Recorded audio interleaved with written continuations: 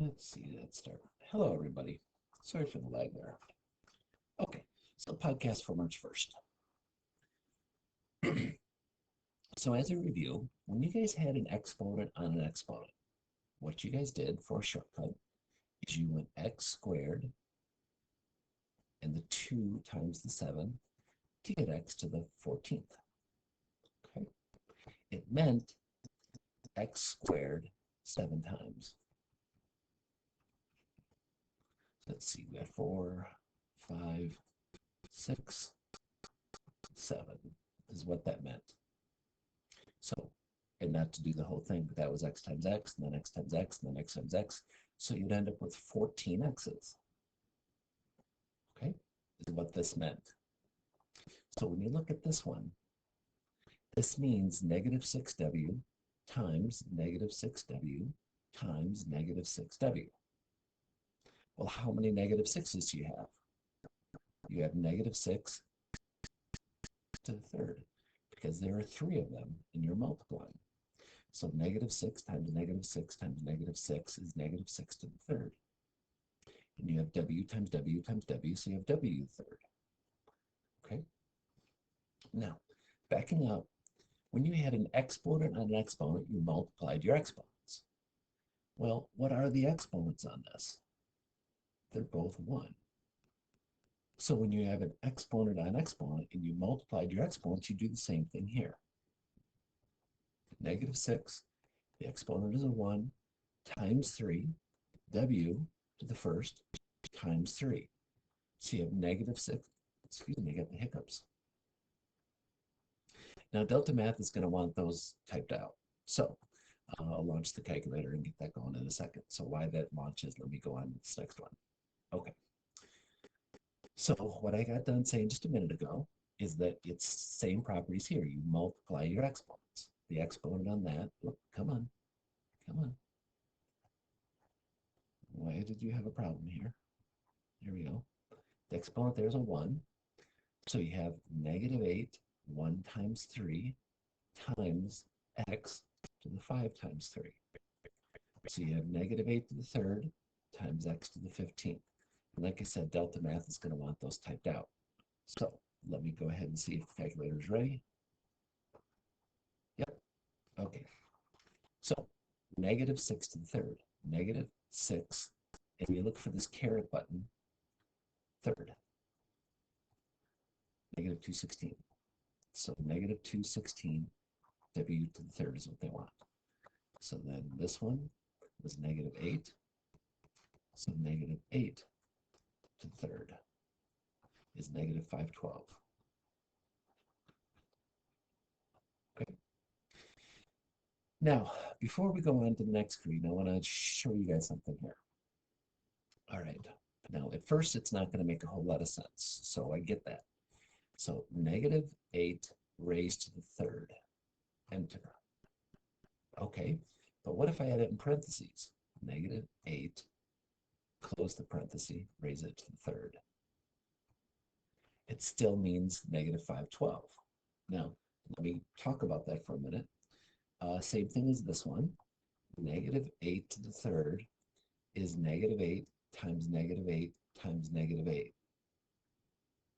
You have 3 negatives and you're multiplying. Isn't your answer going to be negative? Yeah. An odd number of negatives creates a negative.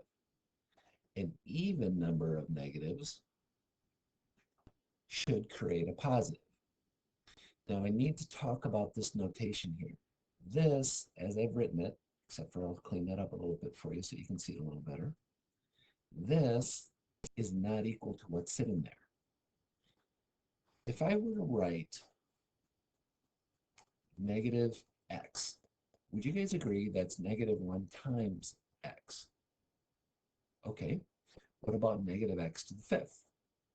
Wouldn't you say that's still negative 1 times x to the fifth? Yeah. This doesn't know about that exponent. It has its own exponent.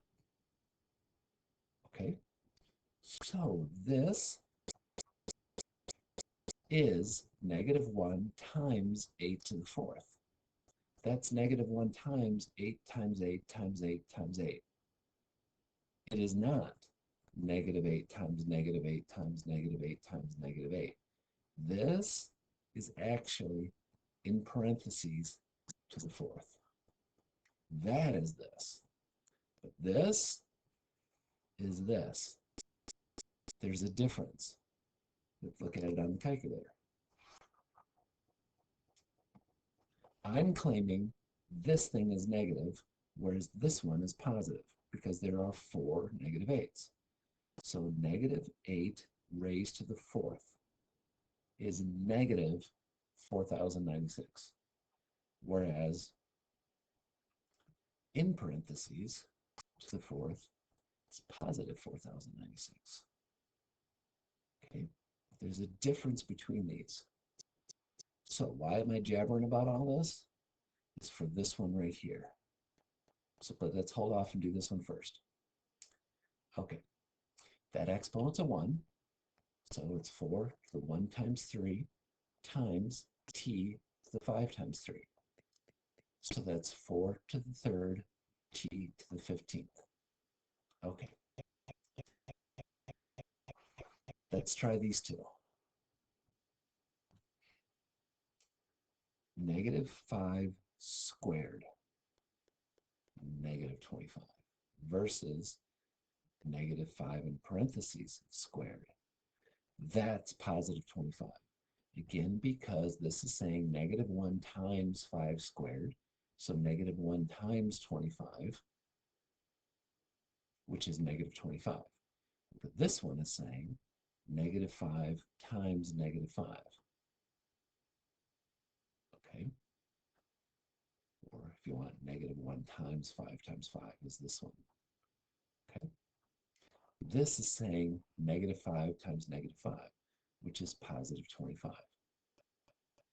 Okay, so here, this previous one, all we did was distribute the exponent. The exponent is 1 on both of these. If you were to write negative 5, 1 times 2, times x to the 1 times 2, technically that's wrong.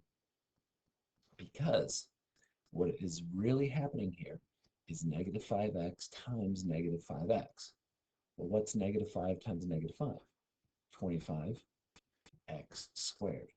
Whereas this, you're saying this, which, as we just saw, typing it in your calculator, gives you negative 25x squared. And this is wrong. Because it's in parentheses, it needs to stay in parentheses. When the number is negative and your exponent is an even number. Heck of a V. When your exponent is even and your number is negative, you've got to be careful. See if I give you guys another one. Yeah. When your exponent is even and the number inside is negative, you need to keep it in parentheses. Okay? Or if you want the one there, whichever, but the point being is that this is not the same as this. That's negative 4, that's 4. Okay? Q squared. So it would be 4q squared. This one, there's a negative 1 in front. Negative 1 times k to the 4th squared. Negative 1 in parentheses squared is 1, k to the 8th. So the answer is k to the 8th. Okay? Okay. Reminder of what to do when you're multiplying. When you're multiplying, you add your exponents. When you're multiplying, you add your exponents. And you multiply the coefficients.